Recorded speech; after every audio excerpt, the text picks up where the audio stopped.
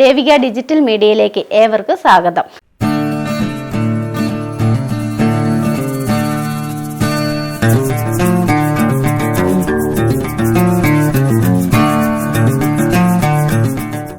ഇന്ന് നമ്മുടെ കൂടെ ഒക്കൽ പഞ്ചായത്തിലെ 14-ാം വാർഡിലെ മെമ്പർ ശ്രീ എന്നോ സൈജൻ.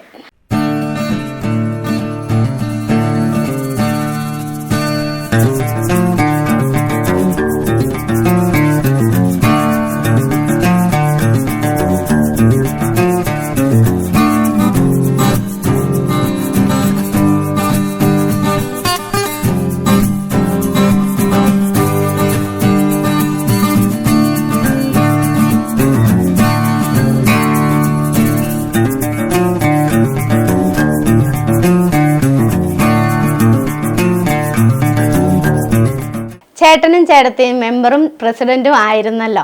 ഈ രംഗത്ത് അവരുടെ മാർഗനിർദ്ദേശങ്ങൾ ലഭിച്ചിട്ടുണ്ടോ? തീർച്ചയായും. ചേട്ടൻ ആദ്യം ഒക്കൽ പഞ്ചായത്ത് 2000-ലാണ് രൂപീകരിക്കുന്നത്. അന്ന് അതിൻ്റെ പഞ്ചായത്തിലെ 5 വർഷക്കാലത്ത് പ്രസിഡൻ്റായിരുന്നു അദ്ദേഹം സ്വതന്ത്ര സ്ഥാനാർത്ഥിയായിട്ടാണ് എന്നെപ്പോലെ അന്നും വിജയിച്ചത്. അന്ന് 5 വർഷക്കാലം കൊണ്ട് അത്രയും വലിയൊരു പഞ്ചായത്ത് സ്ഥലം വാങ്ങിച്ച് നിർമ്മിക്കുക എന്ന് പറഞ്ഞാൽ തന്നെ അന്ന് അത് നിർമ്മിക്കുമ്പോൾ എനിക്ക് തോന്നുന്നു കേരളത്തിലെ തന്നെ ഏറ്റവും വലിയൊരു പഞ്ചായത്തായിരുന്നു ഒക്കൽ ഗ്രാമപഞ്ചായത്ത്. ചേട്ടൻ്റെ പ്രവർത്തനം വളരെ വലുതായിരുന്നു, വളരെ നല്ല രീതിയിലായിരുന്നു. അതിനുശേഷം വന്ന ഒക്കൽ സഹകരണ സംഘം സൊസൈറ്റിയിൽ വരെയും ചേട്ടൻ മാത്രമേ വിജയിച്ചിട്ടുള്ളൂ. UDF പാനലിൽ മത്സരിച്ചിട്ട്. ചേട്ടന് ശേഷം ചേച്ചി വന്നു മത്സരിച്ചപ്പോഴും ചേച്ചിനെ കൈ നീട്ടി 280 ചേട്ടന് കിട്ടിയ വോട്ടിനേക്കാളും ഭൂരിപക്ഷത്തിലാണ് ചേച്ചി വിജയിച്ചത്. ചേച്ചിയും വളരെ നല്ല പ്രവർത്തനം, പഞ്ചായത്ത് പ്രസിഡൻ്റായിരുന്നു ചേച്ചിയും ചേട്ടനും. അവർക്കും വലിയൊരു ഭാഗ്യമാണ് അത് കിട്ടിയത്. കാരണം ചേട്ടനും ചേച്ചിക്കും ഒരു ഭാര്യയ്ക്കും ഭർത്താവിനും പഞ്ചായത്ത് പ്രസിഡൻ്റ് ആകാൻ പറ്റുക എന്ന് പറയുന്നത് ഏറ്റവും വലിയൊരു ഭാഗ്യം തന്നെയാണ്. അങ്ങനെ അപൂർവം ഒരു ഭാഗ്യം ചില ആളുകൾക്ക് കിട്ടുള്ളൂ. അതിന് സാധിച്ചു. അതിൽ അവർ നന്നായി പ്രവർത്തിച്ചതുകൊണ്ട് തന്നെയാണ് ഞാൻ വീണ്ടും പറയുന്നു, ഞാൻ ഇന്ന് മെമ്പറായി ഇവിടെ ഇരിക്കുന്നതിന് അവരുടെ പ്രവർത്തനങ്ങൾ വളരെയേറെ എനിക്ക് അനുകൂലമായിട്ടുണ്ട്. ആദ്യമായിട്ട് മത്സരിക്കാൻ ഇറങ്ങിയപ്പോൾ ജനങ്ങളുടെ ഭാഗത്ത് നിന്ന് എത്രത്തോളം സപ്പോർട്ട് ഉണ്ടായിട്ടുണ്ട്? ഞാൻ മത്സരിക്കാൻ ഇറങ്ങുമ്പോൾ കോവിഡ് കാലഘട്ടമാണ്. ഈ കോവിഡ് കാലഘട്ടത്തിൽ നിർദ്ദേശങ്ങളുണ്ടായിരുന്നു. ഒരിക്കലും ആൾക്കൂട്ടം പാടില്ല, മത്സരത്തിൽ സ്ഥാനാർത്ഥികൾ ഒറ്റയ്ക്ക് നടക്കാവൂ, 4 ആളിൽ കൂടുതൽ ഒരുമിച്ച് കൂടാൻ പാടില്ല എന്നൊക്കെ നിർദ്ദേശങ്ങൾ ഇലക്ഷൻ കമ്മീഷൻ്റെ ഭാഗത്തുണ്ടായിരുന്നു. അപ്പോൾ സ്വാഭാവികമായിട്ടും മറ്റ് പാർട്ടികൾ അവരുടേതായ സംവിധാനങ്ങൾ ഉപയോഗിച്ച് ആൾക്കൂട്ടമായി നടക്കുമ്പോൾ ഞാനും എൻ്റെ ചേട്ടൻ ജോർജും മാത്രമാണ് വീടുകളിൽ കയറിയത്. കാരണം ഇലക്ഷൻ കമ്മീഷൻ പറഞ്ഞിരിക്കുന്ന നിർദ്ദേശത്തിനപ്പുറം ഞങ്ങൾ കടന്നുപോയാൽ എന്തെങ്കിലും പിന്നീട് ജയിക്കുമെന്ന് ഞങ്ങൾക്ക് നല്ല ബോധ്യമുണ്ട്. കാരണം ജനം ഞങ്ങളെ ആ രീതിയിലാണ് വീടുകളിൽ കയറിയപ്പോൾ കൈനീട്ടി സ്വീകരിച്ചത്. ഈ ജയിച്ചതിന് ശേഷം മറ്റെന്തെങ്കിലും സംഭവിക്കുമോ എന്നുള്ള ഭയം കൊണ്ട് ഞങ്ങളൊരു കൺവെൻഷൻ നടത്തിയില്ല, ഒരു ആൾക്കൂട്ട പ്രചരണം നടത്തിയില്ല, മറ്റൊന്നും നടത്തില്ല. ഞാനും ചേട്ടനും മാത്രം പല വട്ടങ്ങൾ വീടുകളിൽ കയറി ഒരാൾക്കൂട്ടമില്ലാതെ ഒരു കൺവെൻഷൻ ഇല്ലാതെ ഒന്നുമില്ലാതെ തന്നെ നമുക്ക് വിജയിക്കാം എന്ന് തെളിയിച്ച ഒരു ഇലക്ഷനായിരുന്നു എൻ്റേത്. എനിക്കതിൽ എവിടെ ഞാൻ പറയാറുണ്ട്, ആൾക്കൂട്ടോ അല്ലെങ്കിൽ കൺവെൻഷനുകളോ മറ്റ് മീറ്റിങ്ങുകളോ ഒന്നല്ല, നമ്മൾ ചെയ്തു വയ്ക്കുന്ന നല്ല പ്രവൃത്തികൾ നമുക്ക് നല്ലതായി തിരിച്ചു വരുമെന്ന് എനിക്ക് അത് ബോധ്യമായതാണ്. അതായിരുന്നു എൻ്റെ ഇലക്ഷനിൽ എനിക്ക് നേടാൻ കഴിഞ്ഞ ഏറ്റവും വലിയൊരു നേട്ടം. ഇത്രയും നാളത്തെ പ്രവർത്തനത്തിൽ ചേട്ടൻ്റെയും ചേട്ടത്തിയുടെയും ഒപ്പം എത്താൻ സാധിച്ചിട്ടുണ്ടോ? തീർച്ചയായും. കാരണം അവരുടെ കാലഘട്ടത്തിൽ അവർക്ക് സാധിക്കുന്ന രീതിയിൽ അവർ പ്രവർത്തനങ്ങൾ കാഴ്ചവെച്ചു.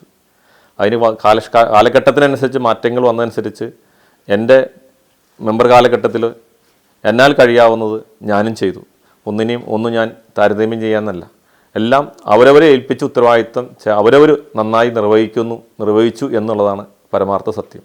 എൻ്റെ കാലഘട്ടത്തിൽ ഈ വാർഡിലെ എല്ലാ റോഡുകളും തന്നെ നമ്മൾ പഞ്ചായത്ത് ഫണ്ടും ബ്ലോക്ക് പഞ്ചായത്ത് ഫണ്ടും ജില്ലാ പഞ്ചായത്ത് ഫണ്ടും എല്ലാം ഉപയോഗിച്ച് ടൈല് വിരിച്ചും ടാർ ചെയ്തും കോൺക്രീറ്റ് ചെയ്തും എല്ലാം നമ്മൾ മനോഹരമാക്കി. അതുപോലെ നമ്മുടെ തൊഴിലുറപ്പ് പദ്ധതിയിൽപ്പെടുത്തി നമ്മുടെ വാർഡിൽ പഞ്ചായത്തിലേക്ക് എഴുതി തന്ന എല്ലാ മണ്ണ് റോഡുകളും തന്നെ നമ്മൾ ടൈല് വിരിച്ചും കോൺക്രീറ്റ് ചെയ്തും നമ്മൾ സഞ്ചാരയോഗ്യമാക്കി കഴിഞ്ഞു. അതുപോലെ അംഗൻവാടികളിൽ പ്രവർത്തനങ്ങൾ വളരെ നന്നായിട്ട് ചെയ്യേണ്ടതായ പല കാര്യങ്ങളും നമ്മൾ ചെയ്തു കഴിഞ്ഞു. അതുപോലെ തന്നെ നമ്മുടെ ഇവിടുത്തെ ലിഫ്റ്റ് ഇറിഗേഷൻ്റെ കാര്യങ്ങളിലാണെങ്കിലും അതിന് ലീഡിങ് ചാനൽ ഒരു 18 ലക്ഷം രൂപ മുടക്കി പദ്ധതികളെല്ലാം അത് പൂർത്തീകരിച്ചു. അതിനുശേഷം അതിൻ്റെ മെയിൻ കനാലും സബ് കനാലും എല്ലാം ഇടിഞ്ഞു പോയതെല്ലാം നന്നാക്കി. അതുപോലെ നമ്മളാൽ കഴിയാവുന്ന രീതിയിൽ ഇവിടുത്തെ നിർമ്മാണ മേഖലകളിൽ ചെയ്യേണ്ടതായ എല്ലാ കാര്യങ്ങളും നമ്മൾ നന്നായിട്ട് ചെയ്യാൻ സാധിച്ചിട്ടുണ്ട് എന്നതിൽ തന്നെ കോടിക്കണക്കിന് രൂപയുടെ 3 ചില്ലാനും കോടി രൂപയുടെ വികസന പ്രവർത്തനങ്ങൾ ഈ 5 വർഷക്കാലം കൊണ്ട് ഒരു പഞ്ചായത്ത് മെമ്പർ എന്ന നിലയിൽ, ഒരു സ്വതന്ത്ര പഞ്ചായത്ത് മെമ്പർ എന്ന നിലയിൽ തന്നെ എനിക്ക് ഇവിടെ ചെയ്യാൻ സാധിച്ചു. അതിൽ എന്നെ ജില്ലാ പഞ്ചായത്ത് മെമ്പറും ബ്ലോക്ക് പഞ്ചായത്ത് മെമ്പറും അതുപോലെ തന്നെ പഞ്ചായത്തും എല്ലാം വളരെ അകമഴിഞ്ഞ സഹായം കിട്ടിയിട്ടുണ്ട്. അതിനുള്ള നന്ദിയും ഞാൻ ഈ അവസരത്തിൽ അവരെ അറിയിക്കുകയും ചെയ്യാം. ജനങ്ങൾക്ക് മെമ്പറുടെ പ്രവർത്തനത്തിൽ തൃപ്തരാണോ? അത് ഞാനല്ല പറയേണ്ടത്, അത് ജനങ്ങളാണ് പറയേണ്ടത്. ഞാൻ പറയുന്നത് നിങ്ങൾ ജനങ്ങളോട് ചോദിക്കുക എൻ്റെ പ്രവർത്തനങ്ങൾ എന്താണ് എന്ന്. അവർ വിലയിരുത്തട്ടെ. ഞാൻ എന്നെപ്പറ്റി പറയുമ്പോൾ അത് ഒരു സ്വയം പുകഴ്ത്തലാവും.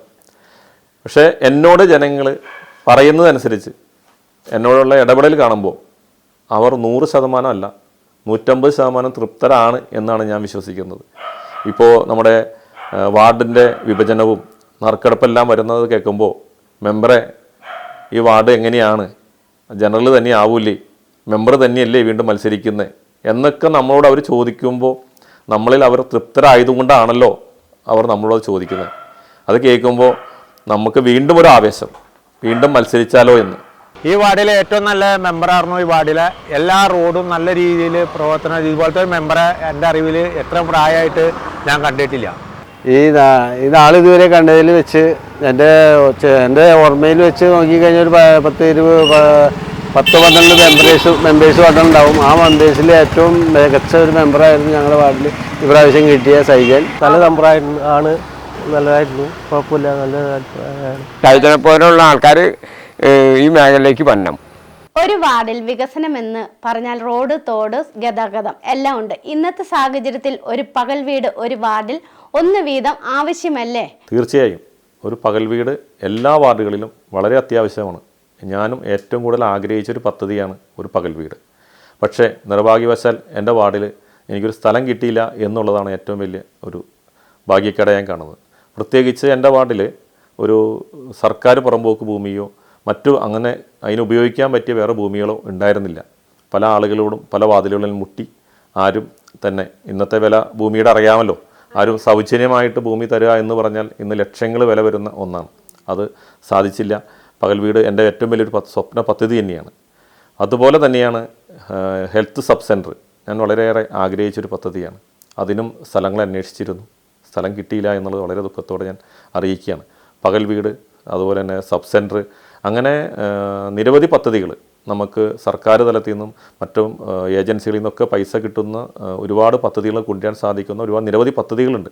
ഇതിനെല്ലാം സ്ഥല ലഭ്യതയാണ് ഒരു മെമ്പർ നേരിടുന്ന ഏറ്റവും വലിയ വെല്ലുവിളി. ഞങ്ങൾ ജനങ്ങളോട് ചോദിച്ചപ്പോൾ എല്ലാവർക്കും തൃപ്തയാണ്.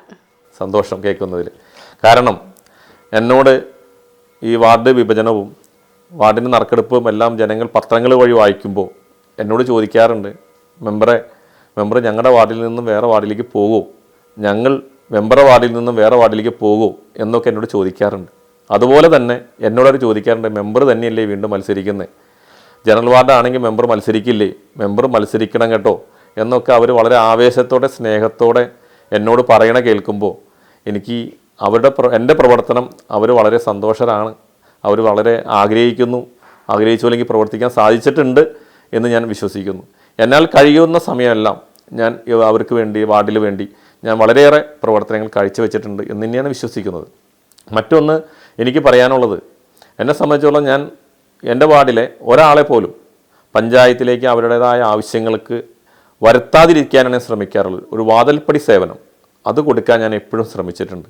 ഒരു പഞ്ചായത്തിൻ്റെ പെൻഷനാവട്ടെ, അവരുടെ മറ്റ് പഞ്ചായത്തിന് ലഭിക്കേണ്ടതായ സേവനങ്ങളാവട്ടെ, എന്ത് കാര്യത്തിനും അവരെന്നെ വിളിച്ചാൽ ഞാൻ അവരെ വീട്ടിൽ ചെന്ന് അപേക്ഷ ഫോം വാങ്ങിച്ച് അല്ലെങ്കിൽ എൻ്റെ വീട്ടിൽ കൊണ്ടു തന്നാൽ അത് ഞാൻ അവിടെ എത്തിച്ചു കൊടുത്ത് അതിനെ ഫോളോപ്പ് ചെയ്ത് എല്ലാ കാര്യങ്ങളിലും അവരെ മാക്സിമം പഞ്ചായത്തിലേക്ക് അവരെ ബുദ്ധിമുട്ടിക്കാതെ അവർക്ക് വാതിൽപ്പടി സേവനം എന്ന ഒരു ലക്ഷ്യത്തോടു കൂടി ഞാൻ പ്രവർത്തിച്ചിട്ടുണ്ട്. അതിൽ അവരെല്ലാവരും സംതൃപ്തരാണ് എന്ന് തന്നെയാണ്. അതുപോലെ വികസന പ്രവർത്തനങ്ങൾ ഞാൻ നേരത്തെ പറഞ്ഞു, എല്ലാ മേഖലകളിലും വികസനം നന്നായിട്ട് എത്തിക്കാൻ സാധിച്ചു എന്ന് തന്നെയാണ് ഞാൻ വിശ്വസിക്കുന്നത്. ഇവിടുത്തെ ലൈറ്റുകൾ ഇടുന്ന കാര്യത്തിലാണെങ്കിലും ലൈറ്റുകൾ കേടായി കഴിഞ്ഞാൽ അത് മാറ്റുന്ന കാര്യത്തിലാണെങ്കിലും എല്ലാം സമയബന്ധിതമായി പ്രശ്നങ്ങളിൽ രാഷ്ട്രീയം നോക്കാതെ ആളുകൾക്ക് സഹായം നൽകുന്നതിൽ രാഷ്ട്രീയം നോക്കാതെ മതം ജാതി ചിന്തിക്കാതെ എല്ലാം എനിക്ക് വോട്ട് നൽകിയ ആളാണോ, എനിക്കെതിരെ മത്സരിച്ച ആളാണോ, അല്ലെങ്കിൽ എനിക്ക് എതിരെ പ്രവർത്തിച്ച ആളാണോ എന്ന് ഞാൻ നോക്കിയിട്ടില്ല ഒരിക്കലും. ഞാൻ ജയിച്ചപ്പോൾ എൻ്റെ വാർഡിലെ എല്ലാവരും എൻ്റെ ആൾ, എൻ്റെ സ്വന്തം ആളുകളാണ്, ഞാൻ അവരുടെ മെമ്പറാണ് എന്ന് തന്നെയാണ്. ആ രീതിയിലാണ് എൻ്റെ പ്രവർത്തനങ്ങളെല്ലാം ഞാൻ മുന്നോട്ട് കൊണ്ടുപോയിട്ടുള്ളത് ഇന്ന് വരെ. നാളെയും ഞാൻ ഇങ്ങനെ ഉണ്ടെങ്കിൽ നാളെയും ഞാൻ അങ്ങനെ ചെയ്യുകയുള്ളൂ. സാമൂഹിക സാംസ്കാരിക രംഗത്ത് മെമ്പറുടെ ഇടപെടൽ എത്രത്തോളം ഉണ്ടായിട്ടുണ്ട്? എന്നെ സംബന്ധിച്ചിടത്തോളം ഞാൻ വിജയിക്കുന്നതിന് മുമ്പ്, മത്സരാർത്ഥിയായി മത്സരിച്ച് വിജയിക്കുന്നതിന് മുമ്പും എന്നാൽ കഴിയാവുന്ന എല്ലാ കാര്യങ്ങളിലും അതിനകത്ത് ഏത് ഞങ്ങളുടെ ഇവിടെ ഒരു പള്ളി, ഇപ്പം നിങ്ങൾ പോകുന്ന വഴി എൻ്റെ ചേലാമരത്തൊരു പള്ളിയുണ്ട്, പുതിയ പള്ളി. ആ പള്ളിയുടെ പുതിയ പള്ളി പണിതാണ്. അതിൻ്റെ നിർമ്മാണ കാലഘട്ടത്തിൽ അതിൻ്റെ കൺവീനർ ഞാനായിരുന്നു, നിർമ്മാണ കമ്മിറ്റി കൺവീനർ ഞാനായിരുന്നു, അതിൻ്റെ കൈക്കാരൻ ഞാനായിരുന്നു. ഞങ്ങൾക്ക് ശരിക്കും വല്ലംപള്ളിയിൽ നിന്നായിരുന്നു എൻ്റെ അച്ഛൻ, വികാരി അച്ഛൻ.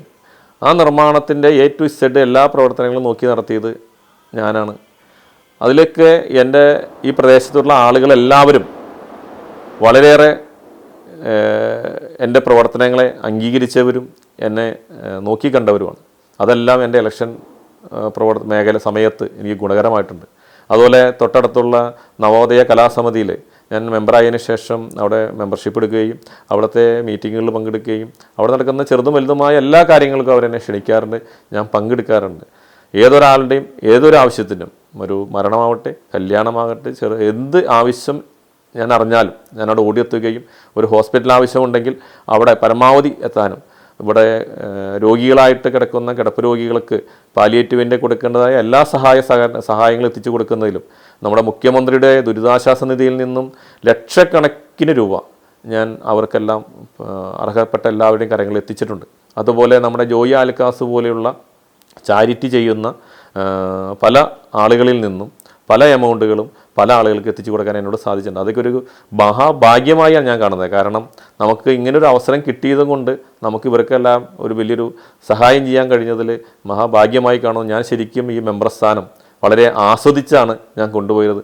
അതുകൊണ്ട് തന്നെ എനിക്കൊരു ബോറടിയായിട്ടൊരു വിഷമമായിട്ട് തോന്നിയിട്ടില്ല. എന്നാൽ കഴിയാവുന്ന എല്ലാ മേഖലകളിലും ഞാൻ എത്തിപ്പെട്ടിട്ടുണ്ട് എന്ന് തന്നെയാണ് ഞാൻ വിശ്വസിക്കുന്നത്.